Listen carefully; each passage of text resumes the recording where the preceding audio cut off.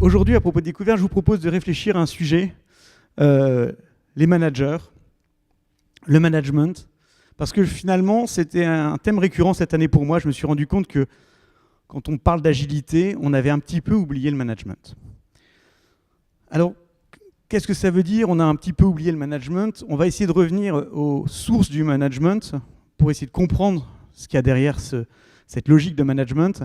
Et puis ensuite, on va regarder ce qui se passe quand on a voulu travailler de manière agile. Alors les sources du management, c'est quoi? En fait, c'est très vieux. Nombre d'entre vous sont au courant. Ça commence par une idée simple. C'est un monsieur qui a voulu organiser scientifiquement le travail. Ce monsieur s'appelait Taylor. Alors je suis désolé, on ne voit pas très bien l'écran.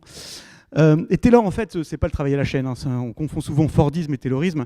Le Taylorisme, c'est l'idée que quelqu'un, en amont du projet, va tout organiser pour tout le monde.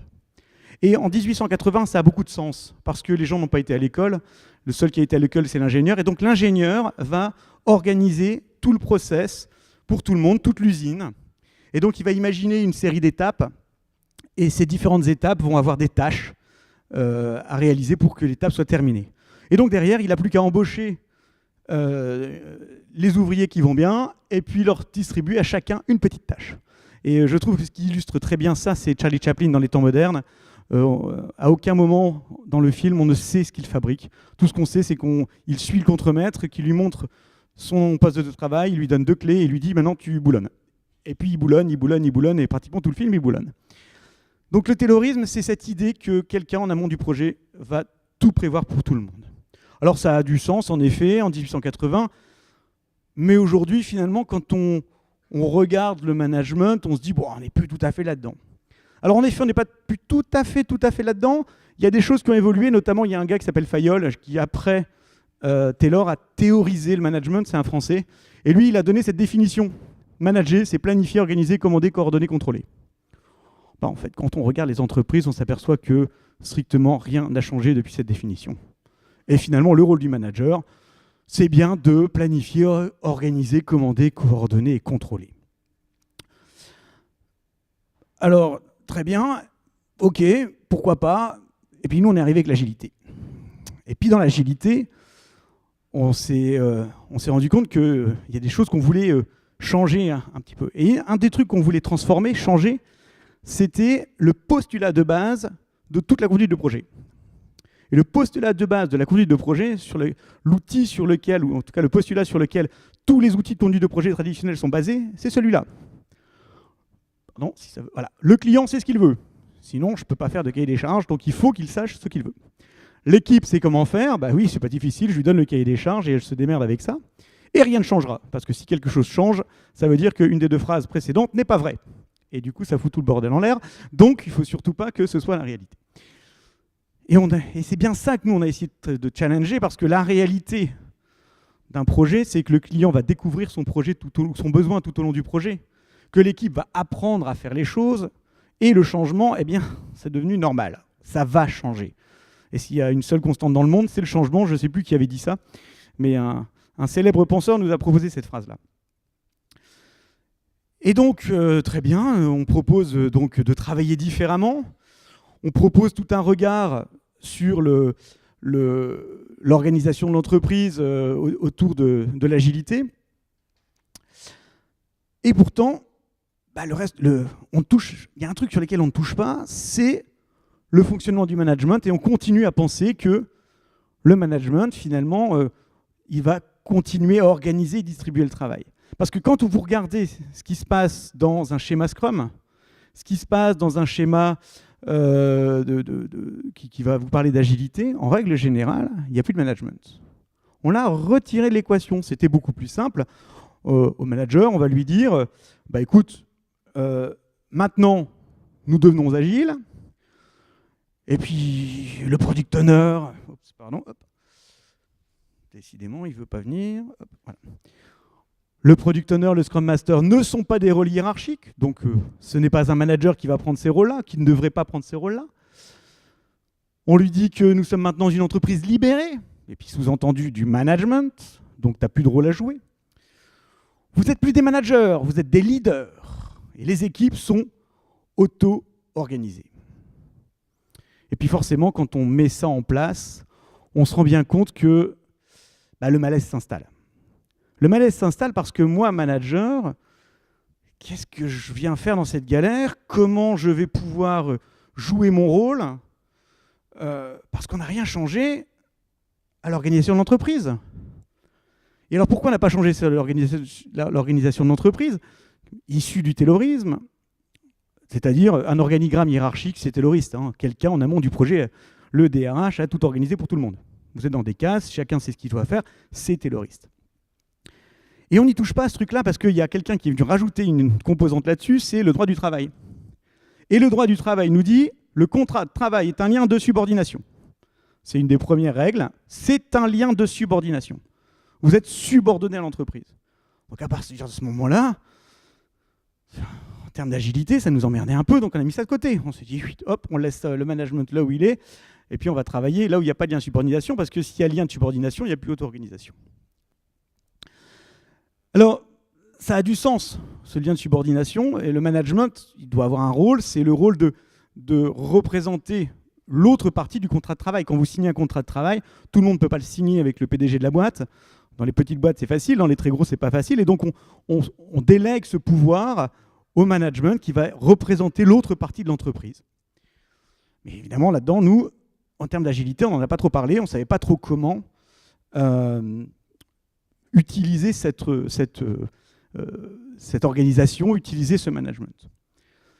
Et pourtant, le management, il a gardé son rôle, organiser, distribuer le travail,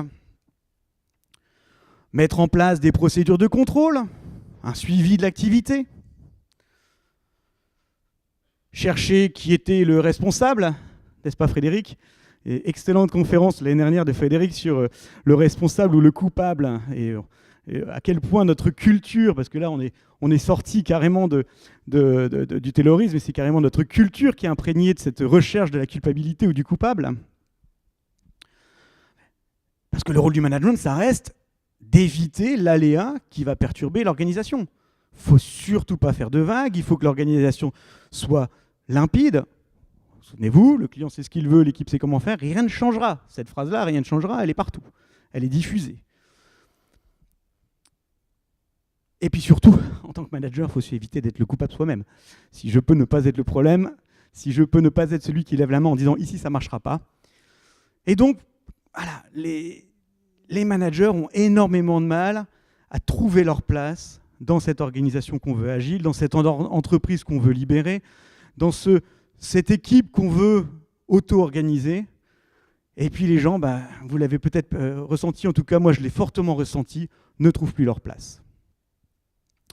Alors, il y en a qui l'ont vu et qui se sont dit le plus simple, c'est de créer des frameworks qui vont permettre de déployer l'agilité à l'échelle, et on va remettre plein de rôles, comme ça les managers ils trouveront leur compte. Et j'ai commencé à accompagner quelques équipes dans lesquelles ils avaient voulu mettre des frameworks. En gros, ce qu'ils ont fait, c'est qu'ils ont pris l'organigramme et ils ont calqué tous les noms du framework sur les noms de l'organigramme, et puis ça allait bien, tout le monde avait sa place.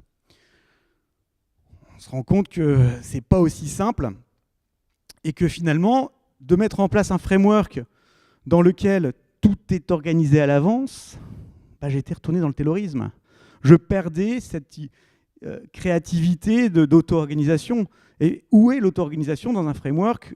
Si je le prends à la lettre, comme Safe, comme Less ou bien d'autres, on retombe complètement dans cette dynamique tayloriste. On n'est plus à organiser notre propre modèle, on applique un modèle existant. Alors évidemment, pour les entreprises, c'est souvent la solution la plus simple. Et du coup, c'est la solution qui est souvent prisée.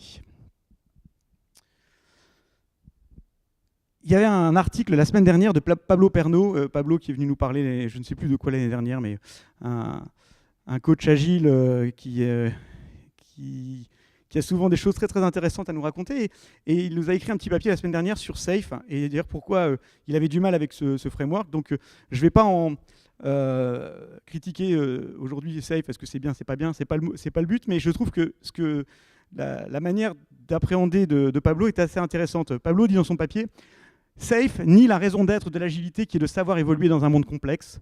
Safe nie le monde dans lequel il évolue. En fait, je pense que c'est pas forcément safe, c'est peut-être ce qu'on en fait. Encore une fois, tous les modèles sont mauvais, mais c'est pour ça qu'ils sont utiles. C'est cette idée-là, c'est cette idée que oui, en effet, un modèle parfaitement défini ne correspondra pas à tout le monde. Mais par contre, il y a des bonnes pratiques à garder, il y a des bonnes pratiques à récupérer. Mais il y a une bonne pratique qu'on n'a pas gardée, c'était l'auto-organisation, et on a pris les modèles comme étant des modèles absolus. Alors, quand on regarde tout ça, la question qu'on se pose, c'est à quoi servent les managers dans un monde organique, dans un système complexe? Est-ce que vraiment, on a encore besoin de managers?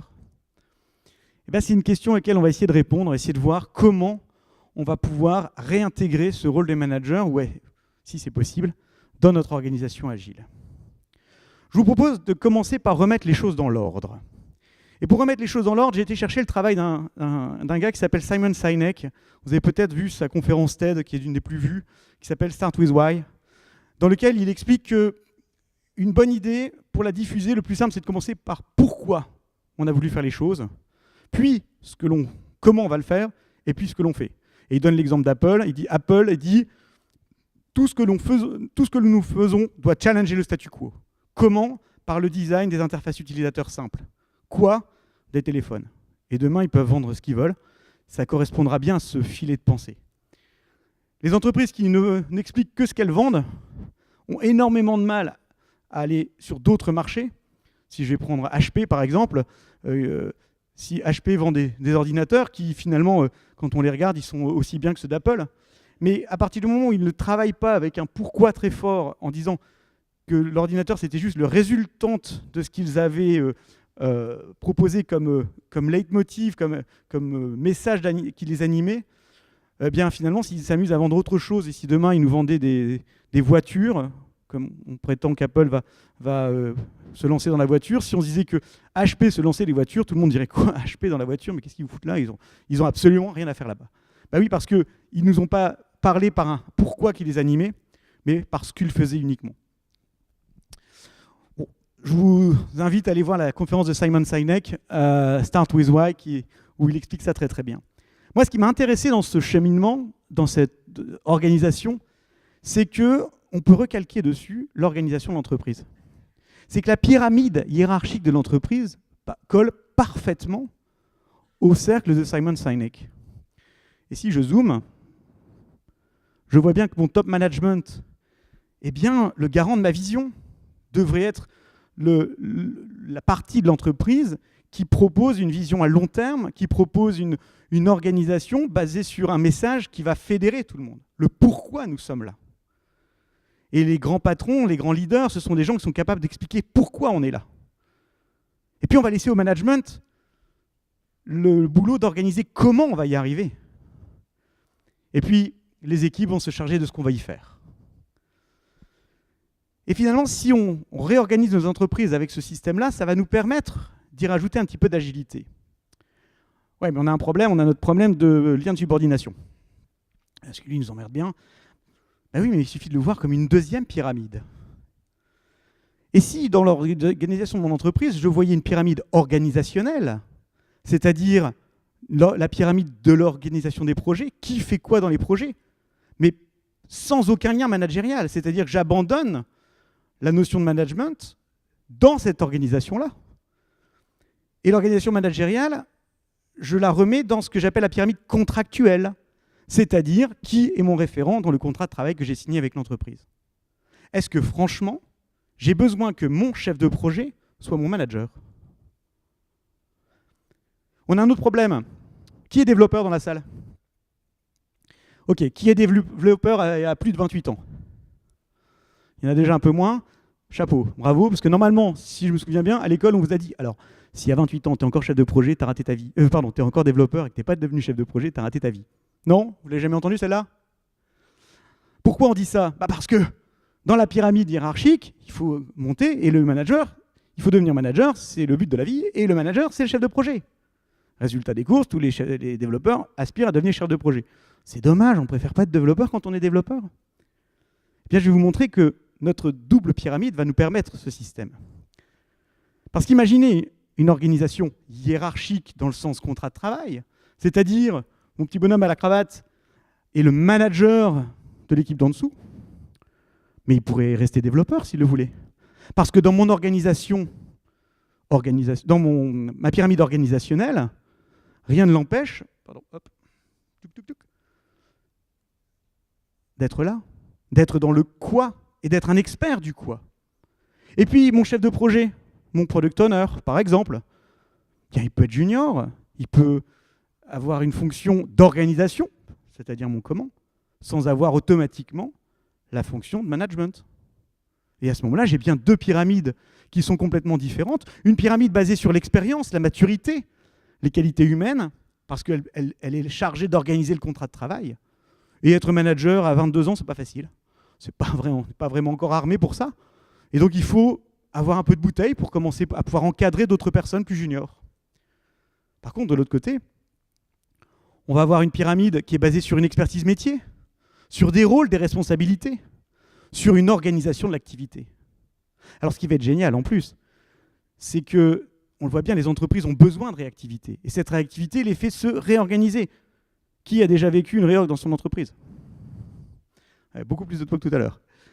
Et oui, et ces réorgs sont douloureuses, sont compliquées. Pourquoi? Parce qu'on n'a qu'une seule pyramide. Donc quand je veux réorganiser mon entreprise, je dois répartir tout le monde dans mon organigramme, je dois tout changer. Oui, mais les projets, on parlait tout à l'heure, un des conférenciers disait que les projets duraient quelques mois seulement maintenant, là où ils pouvaient durer plusieurs années avant. Mais alors ça veut dire qu'on doit se réorganiser tous les 3 mois pour réorganiser les équipes. Eh bien, si on voit les choses comme ça, on est capable de venir réorganiser en permanence les équipes de ma pyramide organisationnelle parce qu'il n'y a pas de hiérarchie et d'avoir une hiérarchie stable. Ce qui est beaucoup plus intéressant, finalement, de rester avec le même manager pendant un moment pour pouvoir se développer personnellement, c'est quand même beaucoup plus intéressant que de changer de manager tous les 6 mois. Et c'est là qu'on voit que finalement, l'auto-organisation que l'on prône se situe au niveau de l'équipe. L'équipe, une fois qu'elle est constituée, s'auto-organise. Ce n'est pas à un manager quelconque de dire comment vous vous organisez. On vous donne une mission et vous vous auto-organisez. Nous sommes dans la pyramide organisationnelle. Et du coup, les managers qui ont en charge le comment, ils vont être là surtout pour définir l'équipe, par exemple. Comment on va organiser, quelle équipe on va mettre en place pour réaliser notre projet. La constitution de l'équipe ne peut pas être complètement laissée à l'attribution de l'équipe, d'un ensemble de développeurs en disant « allez-y, mettez-vous ensemble » parce que l'entreprise a besoin d'une cohésion. On ne peut pas prendre n'importe qui, n'importe comment, au milieu de n'importe quel projet. Donc la constitution de l'équipe doit partir d'une stratégie. Cette stratégie, c'est la roadmap des projets. Là aussi, c'est encore l'équipe managériale du comment qui est en charge de la roadmap projet, et pas le top management. Le top management doit être en charge du pourquoi. Ce fameux pourquoi, finalement, au sein de l'entreprise, devient la vision. Mais qui sont les garants de la vision? Les garants que cette vision se transmet dans les équipes. Encore une fois, c'est le rôle du management. Le management est là pour transmettre la vision que la direction générale a mis en place, pour la faire vivre, la véhiculer au sein des équipes. Et donc, le rôle du management, c'est d'apporter un cadre, et un cadre qui apporte une sécurité. Et ça, c'est un truc assez amusant parce que plusieurs fois, on en a parlé aujourd'hui. Ce matin, Christophe, dans sa keynote, nous expliquait à quel point les gens avaient besoin de sécurité et qu'il y avait un problème entre le besoin de sécurité et puis l'organisation des projets. Et finalement, ce qui va permettre à une équipe d'être autonome, ce qui va permettre à une équipe, la conversation, et c'était le sujet de la conversation de ce matin, de la présentation de ce matin, la conversation. Pour que nos équipes puissent travailler ensemble, avoir une conversation, eh bien, il faut travailler dans un cadre qui le permet. Aude nous avait fait une présentation en disant, une des choses qu'elle a exigé de sa direction avant de partir, c'était de pouvoir avoir une équipe qui travaillait dans un même lieu, alors qu'au départ, ils venaient de différents départements sur différents étages de l'entreprise. Donc là aussi, permettre aux entreprises un cadre qui apporte cette sécurité pour avoir une autonomie, s'auto-organiser, pour pouvoir créer une conversation entre équipes, mais également une conversation avec le client. J'ai déjà un chef de projet qui m'a dit je lui ai proposé d'aller rencontrer le client parce qu'on était dans une tour à Paris et on s'est rendu compte qu'il y avait une agence du groupe qui était juste en bas de de la rue. Là. Donc je lui dis, ça ne te dirait pas qu'on aille présenter ce qu'on est en train de faire? C'est pour les agences, ça pourrait être bien. Il me dit, non, si on présente ce qu'on va faire à une agence, on va savoir que ce qu'on fait, ça ne sert à rien. Ben oui, parce que lui, il était missionné par son management, non pas pour faire un produit pour un client, mais pour faire le produit qui répondait bien au cahier des charges qui avait été posé. Mais il avait bien compris que le cahier des charges, il était foireux et que les agences n'en voudraient pas. Mais c'est pas grave, ça avait été écrit, il fallait le faire. Et donc le droit à l'erreur, le droit de se tromper, là aussi, le droit à l'erreur, on ne peut pas le décréter. En tant que manager, on doit créer le cadre qui va permettre aux gens de se tromper, qui va permettre aux gens d'apprendre. Les Américains disent « fail early, fail fast » et tout le monde le reprend. Ouais, fail early, fail fast. Mais te trompe pas. Hein. Oui, parce qu'en anglais, c'est facile, mais dès qu'on ramène en français, c'est pas d'erreur, s'il te plaît. Ben si on veut une erreur, il faut un cadre qui le permette, pour que cette erreur ne soit pas la boîte qui s'écroule.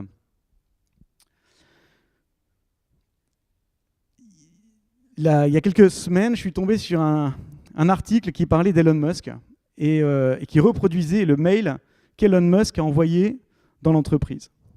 Et Elon Musk explique qu'il faut arrêter le fonctionnement et la communication de l'entreprise. Son mail commence par votre manière de communiquer, mesdames et messieurs les managers, est débile. Et en fait, il explique ceci. Je n'ai pas mis tout le texte, mais je l'explique. Il dit, voilà, quand quelqu'un a une question, il la pose à son manager, qu'il la pose au manager de l'autre, qu'il la pose à son subalterne, qui va pouvoir proposer la réponse, il répond à son manager, qui répond à l'autre manager, qui répond... Et il dit, mais vous vous rendez compte de la déperdition d'énergie que ce système impose, que ce système de management, parce qu'encore une fois, on mélange pyramide organisationnelle et management, et ne pas pouvoir parler comme ça directement à la bonne personne. Je l'ai vécu, ça. En début de ma carrière, j'étais chez Gap au siège sur le site de Banana Republic, et c'était ma première semaine. Et j'étais chef de projet, j'étais marketing release manager, en charge des pages marketing du site de Banana Republic. Et j'avais passé une demi-heure, une heure à discuter avec une développeuse qui faisait tout le JavaScript de mes pages. Et puis, je suis revenu, donc elle était assez loin, on était sur un énorme plateau, elle était plutôt à l'autre côté du plateau. Et puis, je suis revenu à ma place. Le temps que je revienne à ma place, mon manager est venu me voir. « Tu as été parler à Carla ?» Oui. Non, tu ne vas pas parler à Carla. Si tu as un truc à dire à Carla, tu m'en parles, je vois avec sa manager. C'est-à-dire que le temps que je revienne, je traverse tout le plateau, elle avait dit à sa manager qu'il y avait un problème, elle avait appelé mon manager qui était forcément arrivé avant moi à mon bureau. Voilà.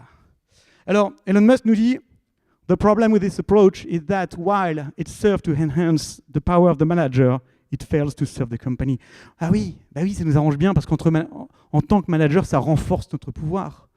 Je me mets vraiment à avoir le droit de vie et de mort sur tout, sur l'information. Je décide. Alors ça, c'est très, très latin. Hein. Le rapport au pouvoir et à l'information, chez les latins, c'est « j'ai le pouvoir parce que je détiens l'information ». C'est pour ça qu'à la fac, ils vous donnent le minimum d'informations possible parce que sinon, ils perdent leur pouvoir. Les facs américaines, c'est l'inverse. Les Américains, les anglo-saxons, l'idée, c'est que le pouvoir, je l'ai quand je le distribue, quand je le donne. C'est pour ça que l'open source marche aussi bien. Je suis la source de l'information. Et donc, j'ai le pouvoir. Sauf que dans le management, on a du mal avec ça. Parce qu'on se dit, si les autres savent autant que moi, je ne sers plus à grand-chose. Et donc, il continue son email en disant plus loin, « This is incredibly dumb. Any manager who allows this to happen, let alone encouraged it, will soon find themselves working at another company. No kidding. » C'est le verbatim de l'email d'Elon Musk. Le prochain que je prends à utiliser cette norme de communication ou à l'encourager, il ira bosser ailleurs. Et il explique ensuite, tout le monde, dans son mail, peut envoyer un mail ou aller voir tout le monde, même moi. Ce qui va nous différencier des autres fabricants de voitures, c'est notre réactivité, notre rapidité. Et donc, vous avez le droit de venir me voir, tous, parce que ce mail, il est envoyé à l'intégralité des collaborateurs. Vous pouvez aller voir le VP d'un autre département, vous pouvez aller voir qui vous voulez. La hiérarchie ne compte pas dans la communication. Et donc, le dernier rôle du management, parce qu'on en a vu plusieurs, on a vu la roadmap, on a vu l'organisation je vais les remettre dans l'ordre parce que j'en suis un peu sorti, garant de la vision, la roadmap des projets, la constitution de l'équipe, le cadre qui apporte la sécurité. Et donc l'exemple d'Elon Musk, c'était un exemple de comment les managers doivent changer ce cadre pour permettre aux gens de communiquer avec n'importe qui, plutôt que les engueuler quand ils communiquent avec une personne en direct. Et puis la dernière, évidemment, c'est l'accompagnement RH, ce que j'ai appelé la gestion du contrat. Parce que oui, en tant que manager, je suis en charge de représenter l'entreprise par rapport à un collaborateur qui est plus junior que moi. Et puis il y a un dernier point qu'on oublie tout le temps, finalement, dans le rôle des managers, qui pour moi est le plus fort ou le plus important quand on veut travailler avec une équipe agile. C'est la résolution des problèmes. Parce que finalement, ce que va provoquer cette auto-organisation, ce que va provoquer cette communication directe entre les équipes, etc., c'est qu'elle va faire émerger les problèmes réels que l'entreprise rencontre. Des problèmes tout bêtes, des outils pas compatibles, nombre d'entreprises qui n'ont pas la même version de Word sur tous les postes, le coût de ce machin-là, de pas avoir... J'ai une entreprise que j'ai coachée il n'y a pas très longtemps, ils m'expliquaient que leur système information était en freeze 9 mois par an, parce qu'ils n'avaient un seul serveur de test et qu'il fallait 9 mois pour tester ce qu'ils développaient. Et donc, ils ne pouvaient pas déployer sur le serveur de test pendant 9 mois. Donc, ils n'avaient que 3 mois pour... donc, en fait, ils travaillaient vraiment 3 mois par an. Personne n'avait fait le coup d'ajouter un deuxième serveur. Ils avaient dit, oui, mais un serveur, c'est du mainframe, ça coûte des millions. Oui, enfin bon, à peu près 1000 personnes bloquées parce qu'on ne peut pas déployer sur un serveur de pré-prod. Je crois que ça coûte beaucoup plus que quelques millions. Et donc, le rôle des managers, ça va être de rendre les problèmes visibles, d'identifier, d'aider les équipes à être des marqueurs de problèmes en disant, là, il y a un problème. Le collaborateur dans l'équipe qui a compris les choses doit pouvoir alerter sur le problème. Alors pour ça, évidemment, il faut avoir un cadre qui le permet, qui autorise cette alarme.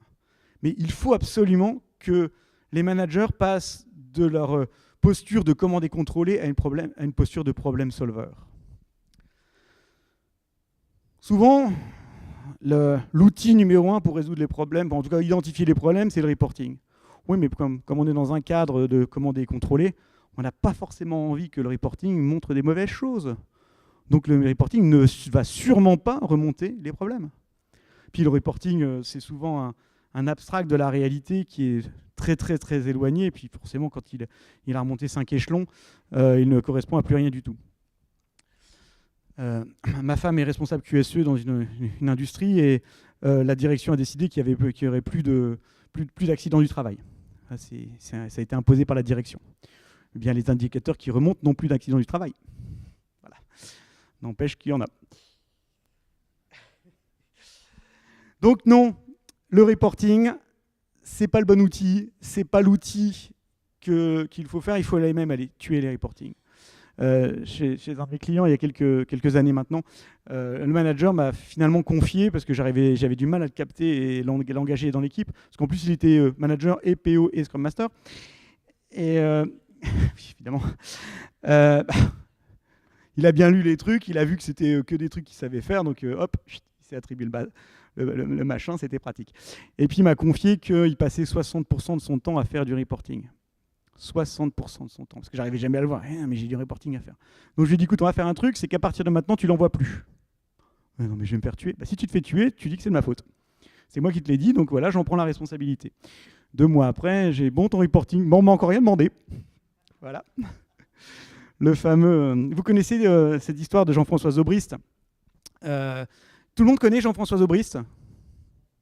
Oh là, il y a très peu de gens qui le connaissent. Alors, il faut absolument que vous découvriez qui est cette personne. C'est un des premiers patrons libérateurs de France. Il a libéré une fonderie industrielle qui vend des pièces en Chine. Oui, en France, nous avons une fonderie, pas loin d'Amiens, qui vend des pièces de fonderie brutes aux Chinois. Avec le droit du travail, la complexité de la France, c'est possible. Et son histoire est extraordinaire. C'est décrit en partie dans le bouquin Liberté et compagnie, mais lui aussi a écrit un bouquin sur son expérience et il fait pas mal de conférences. Il était venu à Lille il y a 2 ans à peu près maintenant, oui. Et donc vous pouvez voir ses conférences en ligne, elles sont assez passionnantes. Et il raconte une petite histoire. Il raconte qu'un jour, il sort d'une réunion très tard le soir à Amiens et il a un feu rouge qui est rouge et qui est très long. Il le sait que ce feu rouge est très long. Et on est tard le soir, il n'y a personne. Donc il décide de passer. Sauf que il y avait un flic dans un coin qui le prend en chasse, qui l'arrête, qui dit « Monsieur, vous savez pourquoi je vous arrête ? Je suis passé au rouge. Ah, parce qu'en plus, vous le reconnaissez. Mais écoutez, monsieur l'agent, je me suis dit à quoi sert un feu rouge ? Ça sert à réguler la circulation, pour éviter les accidents. Quand il n'y a pas de régulation de circulation, parce que j'ai regardé devant, derrière, à droite, à gauche, il n'y avait personne, je me suis dit, c'est qu'une petite lumière rouge dans la nuit, hein, je suis le seul à être là, et ça régule rien du tout. Donc je suis passé. Oui, mais vous n'avez pas mis votre clignot. Alors, monsieur l'agent, je me suis dit, à quoi sert le clignotant ? Ça sert à signaler aux autres usagers de la route que je vais tourner. Comme il n'y avait pas d'usagers de la route, parce que comme je vous ai expliqué, j'avais regardé devant, derrière, à droite, à gauche, je me suis permis de tourner. Bon, on était dans les années 80, il s'en sort avec rien du tout va bien, le gars est sympa, aujourd'hui ça serait sûrement passé différemment. Mais il rentre chez lui dans son usine et il dit « Mais est-ce qu'il y a des petites lumières rouges avec des flics derrière ? Des petites lumières rouges qui servent à rien, qui règlent rien ?» Et à ce moment-là, il voit... Alors, dans le bouquin, il explique ça comme ça. Est-ce que c'est le lendemain ? Est-ce que c'est le surlendemain ? Dans le bouquin, qui est peut-être romancé, il dit que c'est le jour même. Il surprend son assistante en train de relever le kilométrage des voitures de la société. Il dit donc, Martine, qu'est-ce que vous faites ? Monsieur le directeur, ça fait 5 ans que je suis là. 5 ans que je fais ça tous les mois. Je relève le kilométrage des voitures de la société. Oui, je vois bien. Mais pourquoi faire ? Mais je ne sais pas. Moi, ça fait 5 ans que je fais ça. Je ne sais pas pourquoi... Non, mais depuis que je suis là, on me demande de le faire. Renseignez-vous, je veux savoir pourquoi vous le faites. Elle revient 1 heure après, elle fait « Monsieur le directeur, vous allez rire, ça sert à rien. » Alors en fait, c'est pas vrai, pas complètement, ça servait. Parce qu'avant, les voitures, on les louait. Et c'était dans le règlement du loueur, il fallait qu'on lui envoie un reporting avec le kilométrage des voitures tous les mois. Ne demandez pas à quoi ça servait, c'était dans le contrat, c'est con, c'est comme ça, hein, c'est les 5 C, hein, c'est con, c'est comme ça. 5 C, la marque de la non-valeur. Mais maintenant, les voitures, depuis 2 ans, vous avez décidé qu'on les achetait. Elles appartiennent à l'entreprise. C'est juste qu'on a oublié de supprimer le reporting.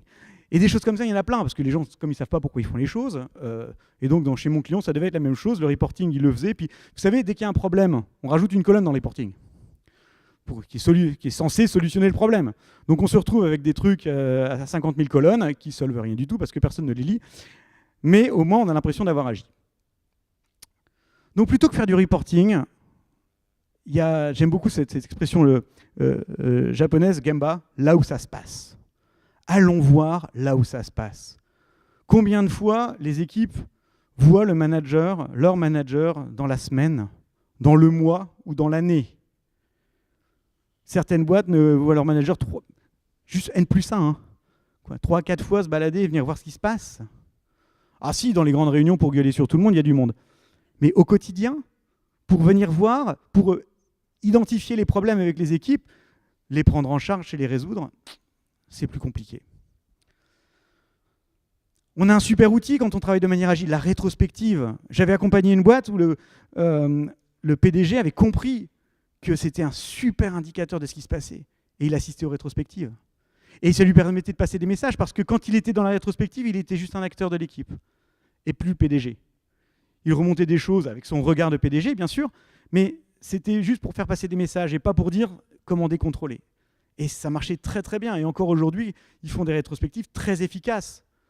Parce que c'est un véritable endroit où on identifie les problèmes et où on met en place soit directement des solutions quand les problèmes sont simples, soit on met en place un travail pour identifier la résolution des solutions. Un autre outil que nous propose le grand frère de l'agilité, le Lean Management, c'est l'OBEA.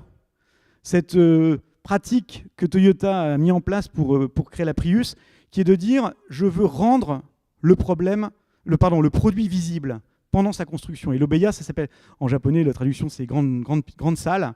Et c'est la salle projet. C'est un petit peu la war room de l'armée américaine. C'est la salle où on rend les choses visibles.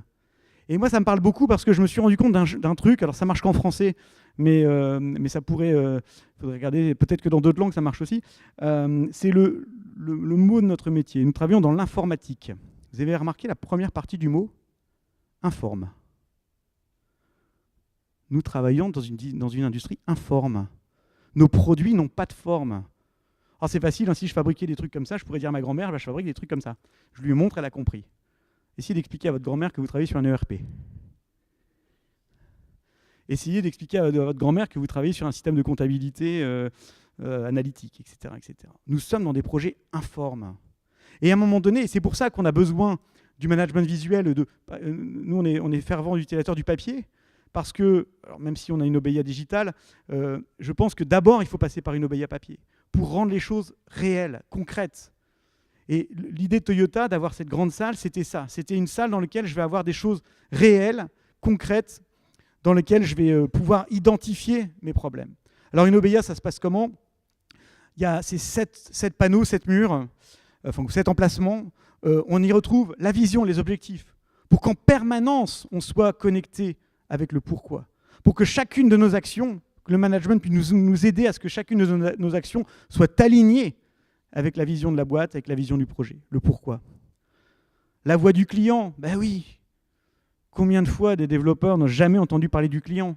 Puis en plus, on ne l'appelle pas le client, on ne lui donne pas de nom, on dit l'utilisateur, comme ça c'est tranquille, on ne sait pas du tout qui c'est. Le fait d'identifier, d'utiliser des personas, par exemple, pour rendre les choses encore une fois réelles. Et la voix du client, ce n'est pas la voix d'un client hypothétique, c'est la vraie voix du client. C'est des verbatims de clients réels.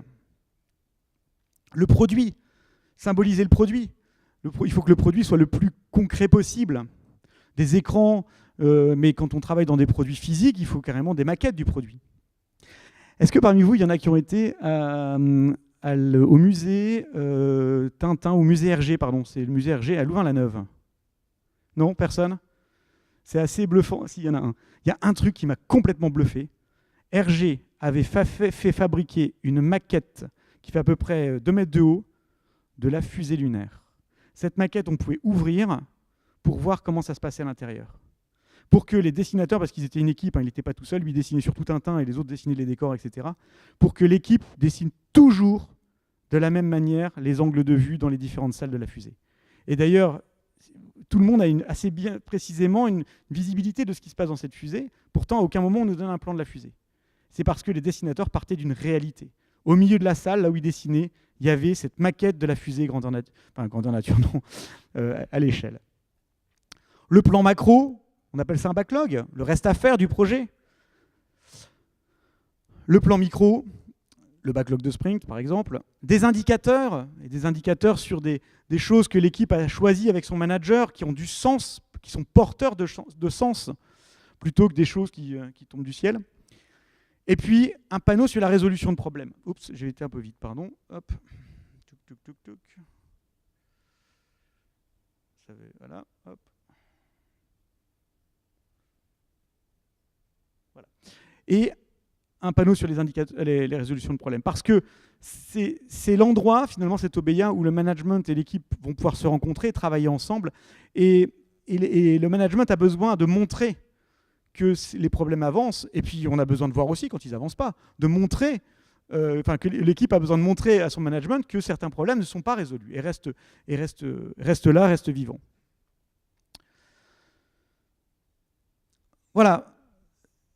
Tout ça, c'était un petit peu pour vous montrer que l'idée, c'était pas de se dire le management, ça sert à rien. Même si finalement, quand on regarde toutes ces pratiques agiles, tous ces frameworks, on a l'impression qu'on a retiré le management. Mais oui, on a retiré le management dans sa composante tayloriste. Il reste une composante, c'est le contrat de travail, la relation RH.